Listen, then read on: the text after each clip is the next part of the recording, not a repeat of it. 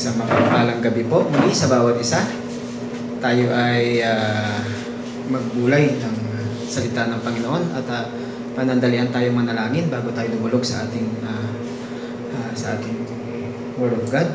Hallelujah. O Diyos na tapat at dakila, makapangyarihan. Lord, we thank you, Father God, for this evening, Panginoon naman, na kami pinagtipon mo, Lord God, sa gabing ito.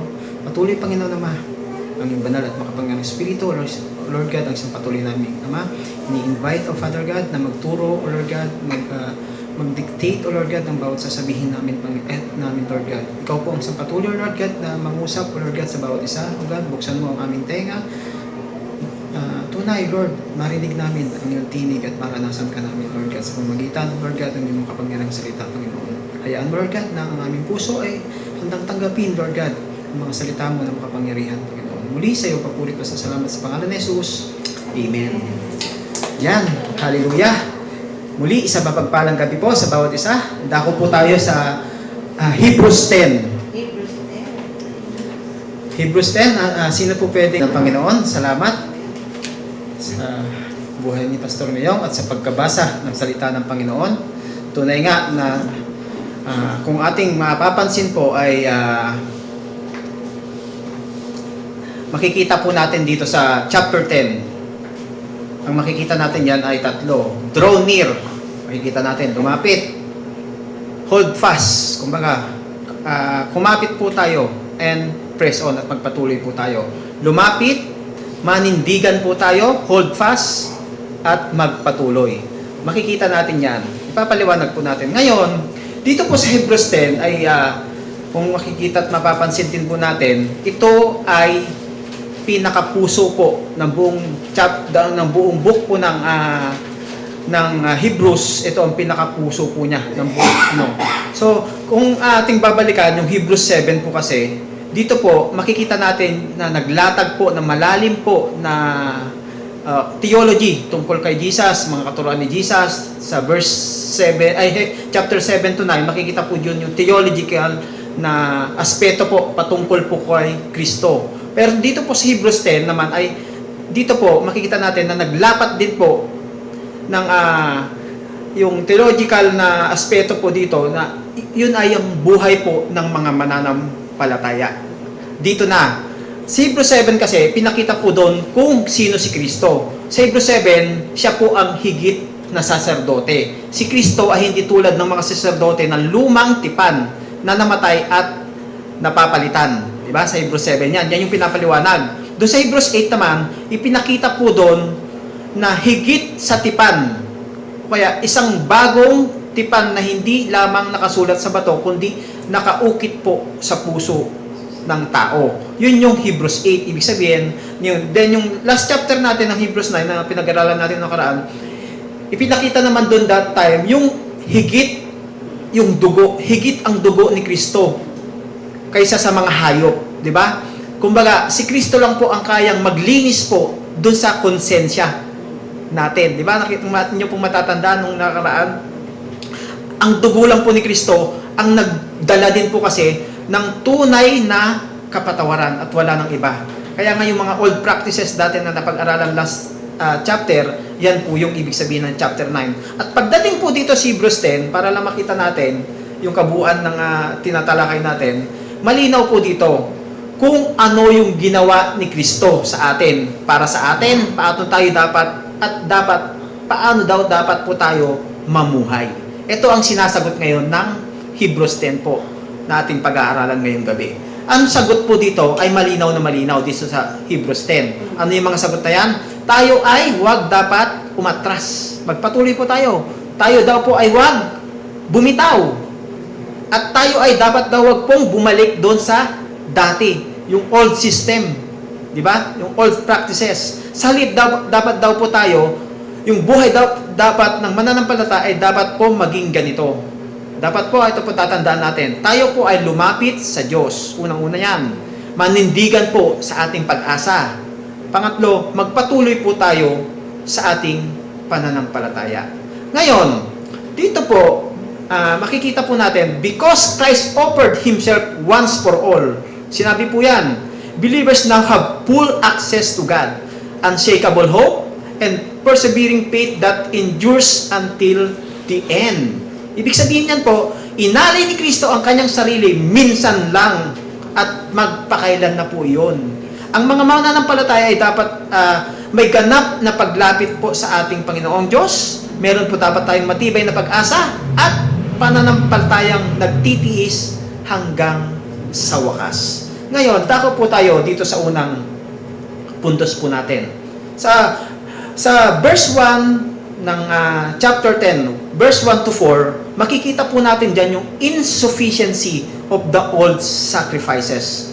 Una, insufficiency of the old sacrifices. Kumbaga, yun yung kakulangan po ng lumang mga handog. Sa Tagalog po yan.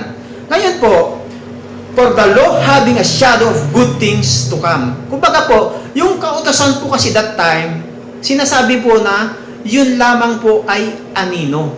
Gets po ba natin? Kapag nakikita po tayo, di ba, tayong mga tao, kung makikita natin, di ba, sa dilim, pag nakita natin yung anino, o di ba, ibig sabihin, may tao doon sa, nakasunod.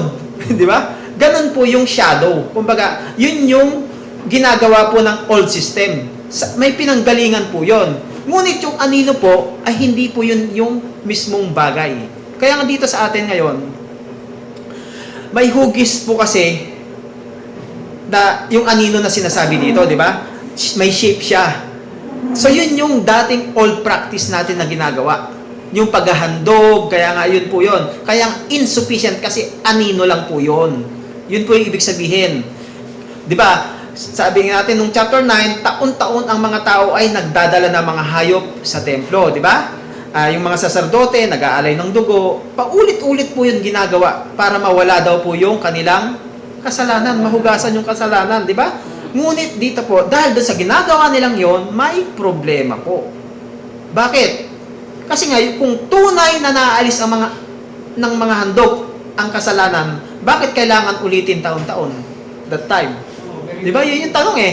Di ba? Bakit uulitin? Ngayon dito sa Hebrews 10, sinasabi nga yan, for it's not possible the blood of bulls and goats should take away sins. Hindi po nila kayang alisin yung puli na kasalanan, yung totoong kasalanan. Kundi sinabi po dito sa Hebrews na, hindi kayang alisin ng dugo ng hayop ang kasalanan ng tao. Di ba po? Ang ginagawa lang po nito, that time, ay ipaalala yung kasalanan. Opo. Kaya nga, paulit-ulit po yung mga religious practices nila that time, di ba? Yung gawain nila na para siguro kaya siya inutos yun ng Panginoon kasi nga para magkaroon din silang kapayapaan. Pero hindi siya talaga fully, sinasabi nga sa chapter 9, hindi siya naalis maski tayo may konsensya tayo, may conviction po tayo eh. Yun yung problema. Kaya ngayon, sa Hebrews 10 po, sabi nga, that time, maaring maging masipag po tayo sa ating reliyon, di ba? Maaring dumalo tayo sa mga simbahan, di ba? Maaring gumawa tayo ng mabuting gawa. Ngunit kung wala si Kristo, walang tunay na kapatawaran. Kaya natin gawin yung mga practice po na yun eh, araw-araw. Pero kung wala si Jesus sa heart natin, hindi po natin, wala po tayong kapayapaan. Wala tayong kapahingahan. Kaya nga, kung sapat ang dugo ng hayop, hindi na dumating si Christ, di ba? Yun yung tinuturo ngayon dito. Ang mismong pagdating po ni Christ kasi, ay yun yung patunay na ang lahat ng nauna ay hindi po sapat. Ganun lang po kasimple. Diyan po yung makikita natin. Now, kung ipinakita ng unang bahagi po ng Hebrews 10, kulang ang lahat ng lumang handog, natural po sa atin na magtanong tayo, bakit? Di ba? Di ba? Bakit? Dito natin ngayon makikita yung sentro po dito. Pinaka-sentro po dito yung susunod na verse. From verse 5 to 10. Ito yung the will of God fulfilled in Christ. Kumbaga, yung kalooban po ng Diyos ay tinupad ni Kristo. Wala pong ibang tumupad nun. So, lagi po, binahagi po ng may akda, binanggit po ng may akda, yung isang talata mula sa Awit 4:6-8, kung makikita nyo po yung sacrifice and offering thou wouldest not. Ibig sabihin, tignan natin sa Psalm 40, Psalm 46, 6 verse 8. Tingnan niyo po. Psalm 40, simula sa 6 to 8. Para makita lang natin na hindi sapat. Kasi si Christ po, sabi dito, hindi kayo nalulugod sa iba't ibang klaseng handog. Sinabi to ni David sa verse 6. Hindi kayo humihingi ng handog na sinusunog at handog para sa kasalanan. Sa halip, ginawa niyo akong masunurin sa inyo. Kaya sabi sa verse 7, kaya sinabi ko, narito ako sa inyong kasulatan ay nakasulat ang tungkol sa akin. O Diyos, nais kong sundin ang kalooban ninyo. Ang inyong mga kautusan ay iniingatan ko sa aking puso. So dito po, sa unang tingin natin, gulat tayo, di ba? Sa mga pahayag na ganito. Pero sabi nga po, hindi ba ang Diyos mismo ang nagbigay sa kanila ng sistema that time? Yung tabernacle, itayo ni Moises, di ba? Pero bakit nga? Yes, oo. Si Lord ang nagbigay. Ngunit, sabi niya, ang layunin ng mga handog na yon ay hindi upang maging permanenteng solusyon. Hindi pa tapos si Lord doon sa business niya na yon that time. So ngayon, eto, kumbaga, ang gusto po ni Lord doon that time, makita natin, may paghahanda lamang si Lord na ginawa that time, na darating po ang Mesiyas. Walang iba kundi si Jesus Christ. Ang tunay na hinahanap po ng Diyos ay hindi lamang handog, kundi yung ganap po natin kasing pagsunod. Sabi nga po, di ba, nung ginawa yung tabernacle, ultimo small details, sinunod po lahat ni Moises. Walang nilampasan, maski isa. So ngayon, pero si Jesus po kasi, at sino ang ganap na sumunod dito? Sinabi ni Kristo, I come to the will of God. Si Jesus po ang sumagot mismo. Si Kristo po ay dumating upang tuparin yung kalooban ng Ama. Yun yung ibig sabihin, yung the will of God. Hindi lamang siya ang nagdala ng handog. Siya mismo ang naging handog. Kaya purihin ng Panginoon sa kanyang ginawa sa atin, sa kanyang buhay at ganap na pagsunod, at sa kanyang kamatayan sa krus, natupad po yung kalooban ng Diyos. At sa pamamagitan ng kalooban na iyon, tayo ay ginawang banal sa pamamagitan ng paghahandog ng katawan ni Kristo, minsan at magpakailanman. So, napakabuti ng Panginoon. Isang beses niya na lang ginawa. Tapos ang lahat, di ba? Hindi po tayo nagligtas sa ating, hindi po tayo naligtas dahil sa ating mga handog, kaibigan kapatid. Naligtas po tayo dahil sa handog ng Diyos para sa atin. Di ba po? Si Jesus yun. Kaya ngayon, kung si Kristo po ang ganap na handog na tinanggap ng Diyos, may isa pang mahalagang katotohanan ngayon dito, kaibigan kapatid. Ano kaya yon? Kailangan natin ito makita. Ang handog po kasi ni Kristo ay hindi lamang po mas mabuti. Ito po yung handog na ginawa ni Kristo ay hindi lang siya mabuti, ito po ay ganap at talagang magpakailan na po. Ito yon, makikita natin sa aking pangatlong puntos, yung the finality of Christ's sacrifice. Makikita po natin yan sa verse 11 to 18. Yung pagiging ganap ng sakripisyo ni Kristo. So, kung atin pong titignan, doon po sa templo ng lumang tipan, may isang bagay na kapansin-pansin. Ano kaya yung hindi nyo makikita doon sa templo that time? Walang sirit na. Ang hindi po makikita that time doon sa temple na pinagawa doon sa tabernacle ay upuan ng mga saserdote. Kung ating mapapansin, wala pong upuan doon. Bakit? Kasi nga, dahil ang kanilang gawain ay hindi po natatapos. Kasi nga, yearly, continuous, paulit-ulit, kaya nakatayo sila lagi. Araw-araw may handog, araw-araw may dugo, araw-araw may kasalanan. Di ba? Yan yung paliwanag po sa atin ng author dito sa Hebrews 10. Kumbaga, ang sacerdote that time ay lagi pong nakatayo. Ngunit nang si Kristo ang mag-alay ng kanyang sarili, may kakaibang nangyari po, kaibigan kapatid. Ano yon? But this man sat down at the right hand of God. Makikita po natin yan sa verse 12. Diba? Hindi ko na kayang bilangin,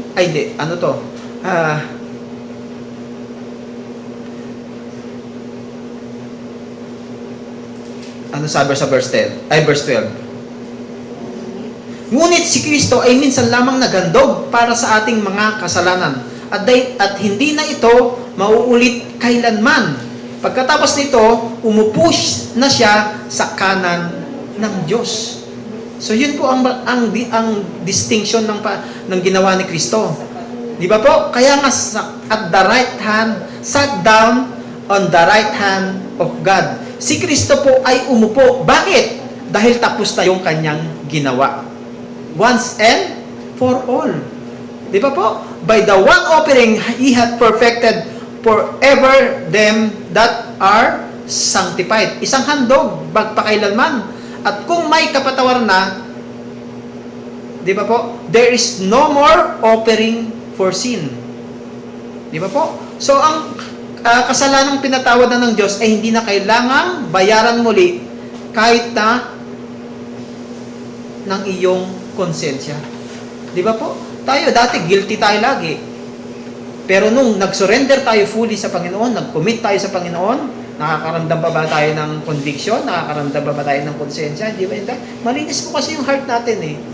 Yun pong tinitignan ni Lord sa atin ngayon. Kaya nga, pinatawad na tayo.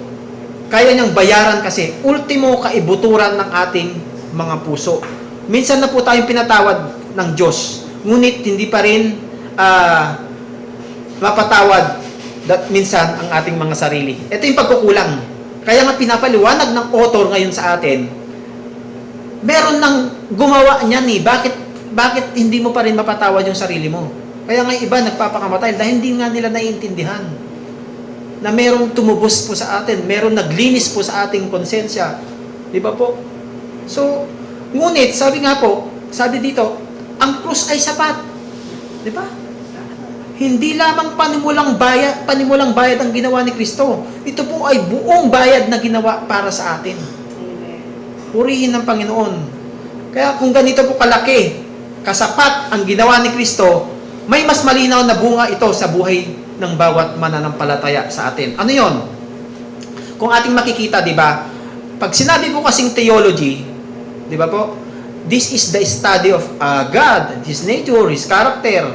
Di ba? Dapat nakikita po sa atin yon. Di ba po? Kung naririnig na natin iba't ibang clues, turo about theology. Di ba? Theology is knowing more of God. Di ba po? Kaya nga, know more and love Him deeply and faithfully.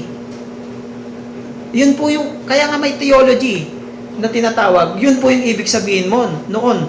Yung theology rin po, nagtuturo rin po kasi sa atin yon ng yung systematic study po natin na reveal po sa mamagitan ng kanyang mga salita. Kaya mahalaga po. Kaya sa atin, kaibigan, kapatid, mahalaga po, ito ay panawagan na ng ating Panginoon sa atin. Malinaw na dapat tayo bilang mananampalataya ay sa buhay po natin.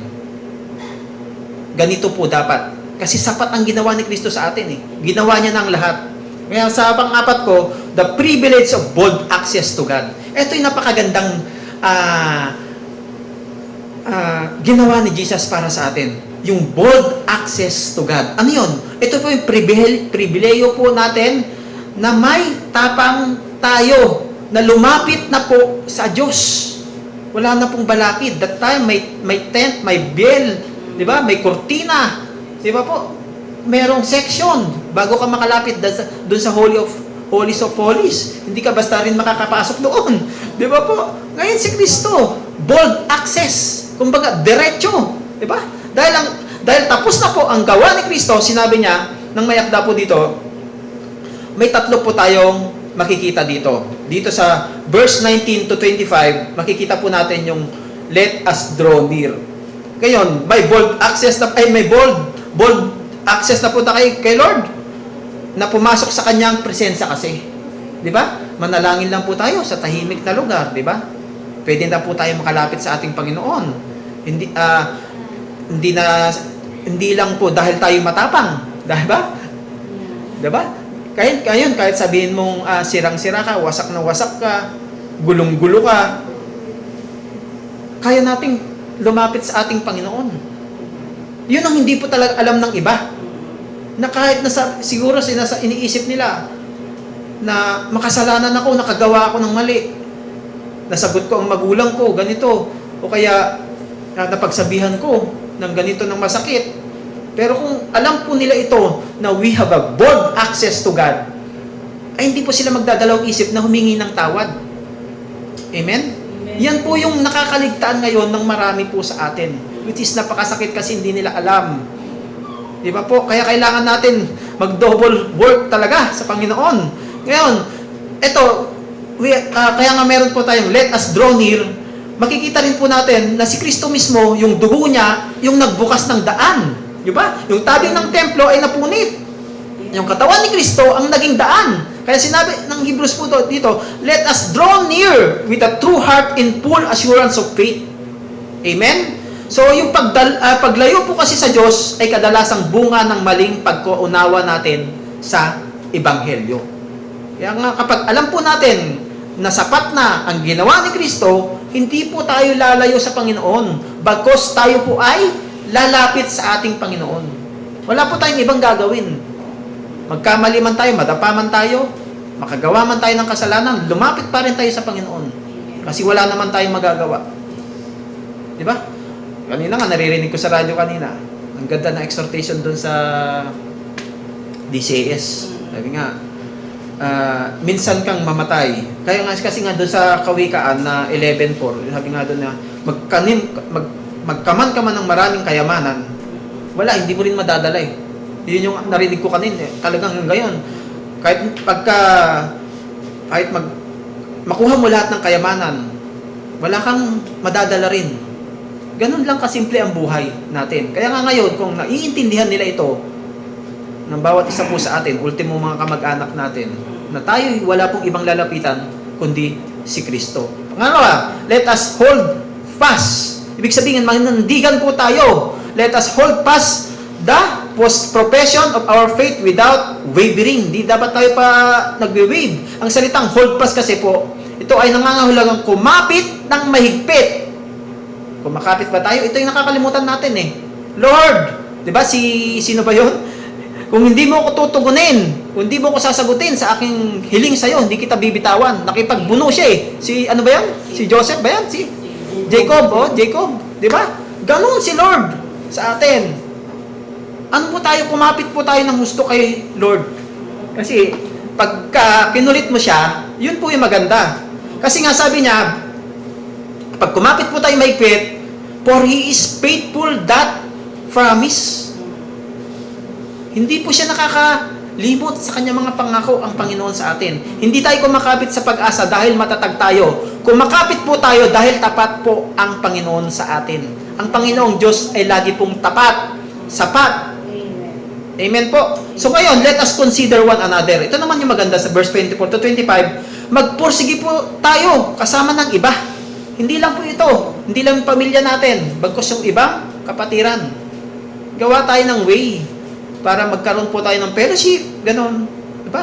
Kasi po, ang pananampalataya ay hindi lang po solo journey sa buhay natin ngayon. Kaya kailangan natin ng fellowship talaga.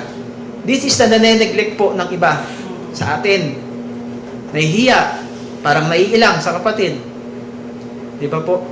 O kaya, nagkakaroon ng pride, which is mahirap. Minsan po, ganun po talaga. Kasi nga, sinasabi po dito ng author, may akda dito sa Hebrews 10, na dapat, hindi mo solo ang journey mo dito sa lupa. Ba? Not forsaking the assembling of ourselves together. Kapag ang isang Kristiyano ay lumalayo sa fellowship, kadalasan ito ang simula ng paglamig ng pananampalataya natin. Ang Diyos ay naglalagay ng mga kapatid sa ating buhay upang tulungan tayong manatiling tapat. Kaya lalo, the more na nakikipag-usap po tayo sa bawat kapatiran, hindi po tayo lumalayo, mas better, mas gusto ni Lord po yan. Hindi po natin solo ang journey dito sa mundo. Kaya nga, ngunit, sabi po, alam tayo Magda, na may isa pang panganib pag ganito ang nangyayari. Ba? Hindi lamang ang panghihina ng pananampalataya, may mas mabigat pang panganib. ang sadyang pagtanggi kay Kristo. This is serious sa atin. Yung mga susunod na verse dito, nakakatakot po ito. Yung the serious warning against willful rejection. 26 to 31 po yan. Ang mabigat na babala laban sa sadyang pagtanggi. Bakit kaya? Dito po, bakit may babala kaya dito? Kasi po, ang babalang ito ay hindi para sa mga mahihina o nagdududa. Kumbaga, ito ay para sa taong sadyang tumalikod matapos makilala ang katotohanan. Ito yung mga backslider, di ba? Makikita natin yan. This is nakakatakot po ito. Ang pagtanggi po kay Kristo ay hindi simpleng pagkakamali. Ito ay pagyurak po dun sa biyaya ng Diyos sa atin. Alam mo na yung katuruan eh. That Jesus Christ is our only personal Savior. Di ba po? Mas mabigat po kasi ang hatol kapag mas malinaw ang liwanag na tinanggihan natin. Alam na natin yung tama eh. Bumalik ka pa rin. Di ba po? So ngayon, ngunit hindi po nagtatapos dito yung babala po ng author. Nagtatapos ito sa bilang panawagan po ng pag-asa. Makikita po natin yan sa 32 to 39. Matatapos na po ako. Ito po yung the call to enduring faith. Pananawagan po sa pananampalatayang nagtitiis. Dito po, pinapaalala po ng may akda sa kanila na ang kanilang nakaraan, di ba po, may panahon po na sila ay magtitiis, may panahon na sila ay dumanas ng pagdurusa, may panahon na sila ay nawawala ng ari-arian dahil sa kanilang pananampalataya, di ba po? Ngunit nanatili po silang tapat. Kaya sinabi po, cast not away therefore your confidence. Huwag mong itapon ang iyong pananampalataya. Bakit? Kasi the just shall live by faith. Amen? Ang tunay po na pananampalataya hindi lamang po nagsisimula. Ito ay nagtitiis hanggang wakas.